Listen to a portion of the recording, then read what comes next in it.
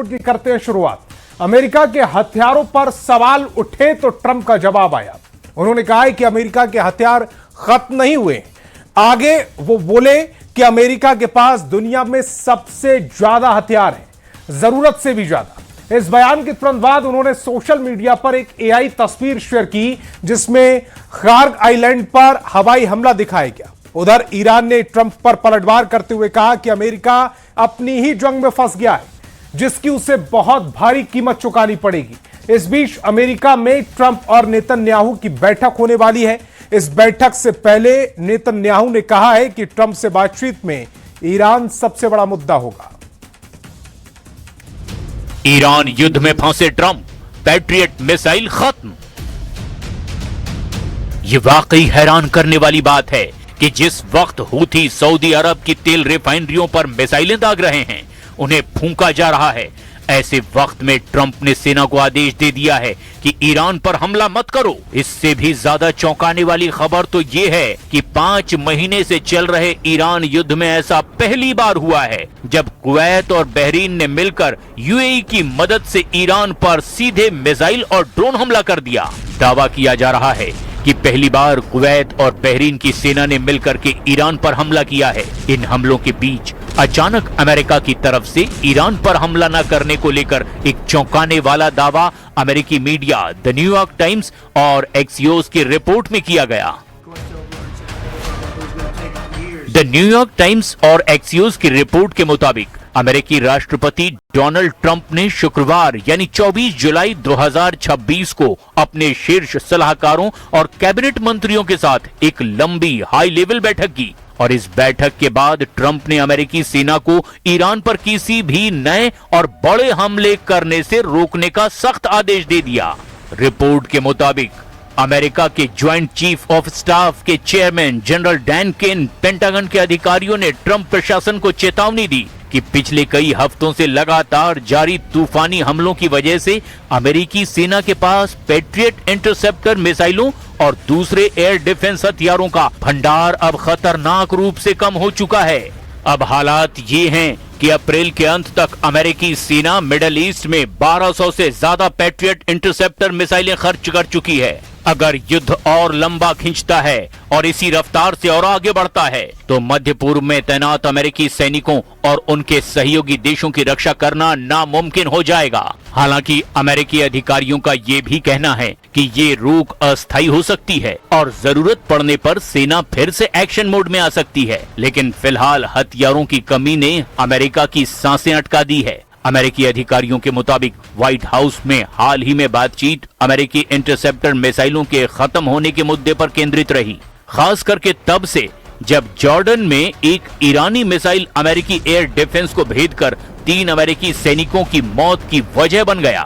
America में सैनिकों की मौत पर भारी नाराजगी दिखाई दी। न्यूयॉर्क टाइम्स के सूत्रों के मुताबिक अमेरिकी जनरल डैन केन ने कहा कि ईरान के साथ पूर्ण युद्ध संभव तो है, लेकिन इसमें मध्य पूर्व में अमेरिकी सेंट्रल कमांड यानी सेंटकॉम के पास मौजूद मिसाइलों की संख्या बहुत कम हो जाएगी।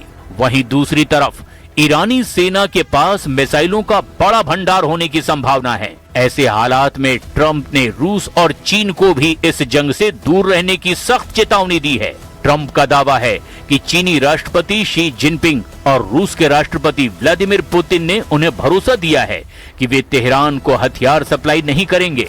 ट्रंप ने साफ कह दिया कि अगर चीन या रूस ने इस नियम को तोड़ा तो उन्हें इसके बहुत गंभीर परिणाम भुगतने होंगे। So we've hit Iran very hard.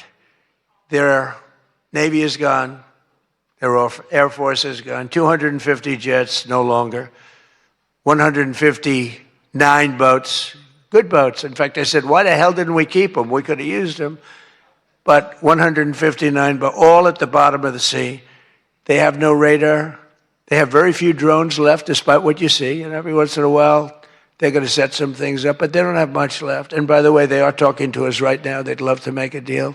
I don't think they're ready to. I don't think it's time yet, but I'm willing to listen. But they cannot have a nuclear weapon. Iran में भारी तबाही, Bahrain Kuwait ने पहली बार किया हमला। जब ये जंग शुरू हुई थी तभी वॉर एक्सपर्ट्स ने आशंका जाहिर की थी कि ये मिडिल ईस्ट की सीमाओं को लांघकर पूरी दुनिया को अपनी चपेट में ले लेगी। ये डर अब सच साबित होता दिखाई दे रहा है। वॉल स्ट्रीट जर्नल की एक बेहद सनसनीखेज रिपोर्ट सामने आई है, जिसके मुताबिक कुवैत और बहरीन ने ईरान के अंदर घुसकर हमले शुरू कर दिए हैं। हालांकि दोनों देशों ने आधिकारिक तौर पर इस बात की पुष्टि नहीं की है, लेकिन ये इस बात का स्पष्ट संकेत है कि अरब देश अब एक लंबी और खूनी जंग में बुरी तरह फंसते जा रहे हैं। ईरानी मीडिया और सैन्य सूत्रों के मुताबिक ईरान ने जॉर्डन, कुवैत और बहरीन में मौजूद अमेरिकी सैन्य ठिकानों को अपनी जवाबी हमलों का निशाना बनाया। बहरीन में अमेरिका की 5th फ्लीट के नौसैनिक ठिकानों पर ड्रोन और मिसाइलों से जोरदार हमले किए गए, जिसके बाद वहां कई बड़े विस्फोटों की आवाजें सुनाई दी है। सऊदी अरब पर हूथी का हमला, फूंक डाली तेल रिफाइनरी। मिडिल ईस्ट के एनर्जी हब पर मंडराता खतरा अब और गहरा गया है। यमन के हूथी विद्रोहियों ने सऊदी अरब पर एक बार फिर बड़ा हमला बोल दिया है। हूथी विद्रोहियों ने दावा किया कि उन्होंने 25 जुलाई को सऊदी अरब के जजान में स्थित सऊदी आरामको रिफाइनरी को 3 बैलिस्टिक मिसाइलों से निशाना बनाया। ये जानना भी जरूरी है कि जजान रिफाइनरी सऊदी अरब की 5वीं सबसे बड़ी ऑयल फैसिलिटी है। इस हमले के बाद कुवैत समेत कई खाड़ी देशों ने इसकी कड़ी निंदा की है। इसे वैश्विक व्यापार और नौवहन के लिए गंभीर खतरा बताया है। हालांकि हूथी डंके की चोट पर अपने हमले को कामयाब बता रहे हैं।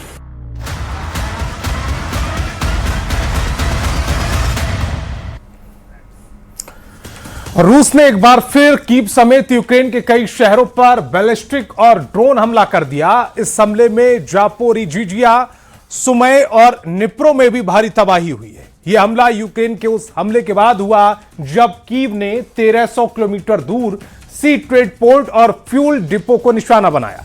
जेलेंस्की ने यह भी दावा किया है कि इस जंग में रूस की तरफ से उत्तर कोरिया के 30,000 सैनिक शामिल हो सकते हैं।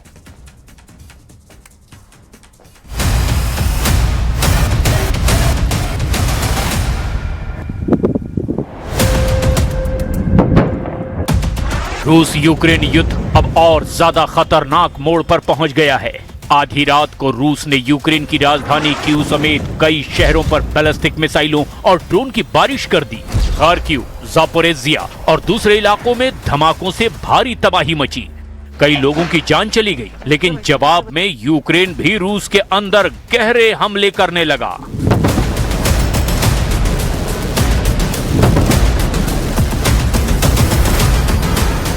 इस बीच जेलेंस्की ने दावा किया कि रूस अब उत्तर कोरिया से 30,000 और सैनिक बुलाने की तैयारी कर रहा है। यानी जंग सिर्फ तेज नहीं हो रही है, बल्कि इसका दायरा भी लगातार बढ़ता चला जा रहा है।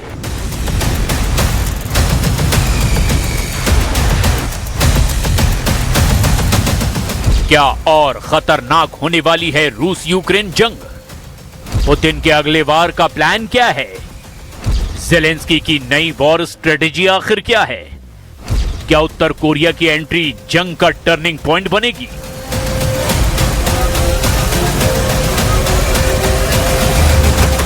क्या रूस के भीतर और बढ़ेंगे यूक्रेन के हमले? क्या शांति की कोई उम्मीद अब भी बाकी है, या अब सिर्फ होगा एस्केलेशन? जंग के मैदान से एक नहीं, दो नहीं, बल्कि 6 बड़ी खबरें आई है।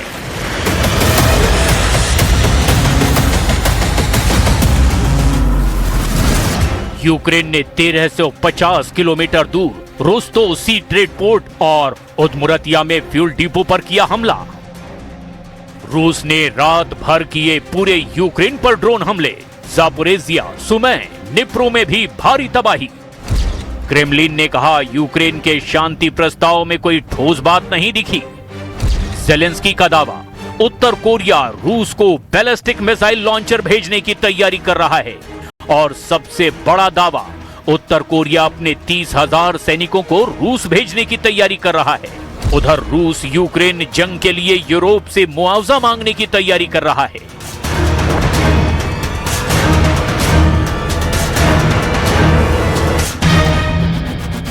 यूक्रेन ने एक बार फिर रूस के अंदर गहराई तक घुसकर बड़ा हमला किया है।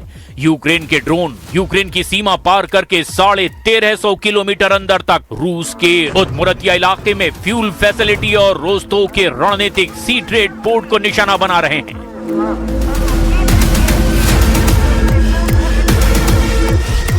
6 जून को यूक्रेन ने पश्चिमी साइबेरिया में ट्यूमेन रिफाइनरी और सेंट पीटर्सबर्ग में नौसैनिक ठिकानों पर जबरदस्त हमला किया। 17 से 18 जून को मॉस्को ऑयल रिफाइनरी को भी निशाना बनाया था। 6 जुलाई को 2500 किलोमीटर दूर रूस की सबसे बड़ी रिफाइनरी ओम्स पर भी जबरदस्त हमले किए। 25 जुलाई को कैस्पियन सागर में रूस के जहाजों को निशाना बनाया।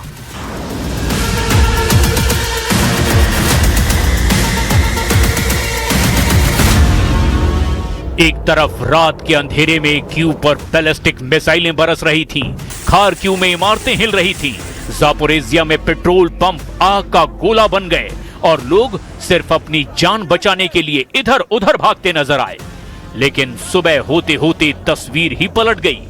यूक्रेन ने रूस के अंदर करीब 1350 किलोमीटर अंदर रोस्तोव के सी ट्रेड पोर्ट और उदमुरतिया में भी फ्यूल फैसिलिटी को जबरदस्त निशाना बनाया। अब साफ है, जंग सिर्फ बॉर्डर पर नहीं, रूस के दिल तक पहुंच चुकी है। Масованого удару по Україні. Може бути сьогодні цей удар. Інформація попередня є така, що впродовж 48 годин.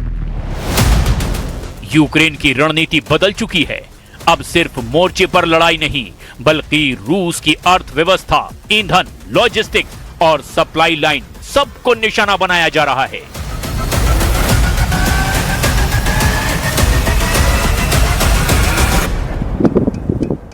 रूस को संदेश बिल्कुल साफ है, अगर यूक्रेन पर हमला होगा तो जवाब रूस के भीतर जाकर मिलेगा। लेकिन पुतिन भी रुकने वाले नहीं हैं। रात भर रूस ने कीव, खार्किव और जापोरोजिया के साथ सुमे और निप्रो पर भी जबरदस्त मिसाइलें और ड्रोन से हमला किया। रूस का मकसद साफ है, यूक्रेन को लगातार थकाए रखना, डराना और उसकी एयर डिफेंस को कमजोर करना। Не более чем такие измышления СМИ, средства массовой информации, какой-либо конкретики на сей счет нет, какой-либо конкретики насчет каких-либо новых формул или предложений. लेकिन इस युद्ध का सबसे बड़ा मोड़ अब शायद उत्तर कोरिया बन सकता है। ज़ेलेंस्की का दावा है रूस 30,000 और उत्तर कोरियाई सैनिक बुलवाने की तैयारी कर रहा है। इतना ही नहीं, उत्तर कोरिया रूस को नए बैलिस्टिक मिसाइल लॉन्चर भी भेज सकता है। अगर ऐसा हुआ तो ये सिर्फ यूक्रेन की नहीं, पूरे एशिया की सुरक्षा का सवाल बन सकता है। सवाल ये भी कि क्या पुतिन और किम जोंग उन की नई साझेदारी इस जंग की तस्वीर बदल देगी? क्या उत्तर कोरिया के 30,000 सैनिक यूक्रेन में तबाही की नई कहानी लिखेंगे? क्या उत्तर कोरिया के बैलिस्टिक मिसाइल लॉन्चर रूस के हमले को और ज्यादा तेज कर देंगे?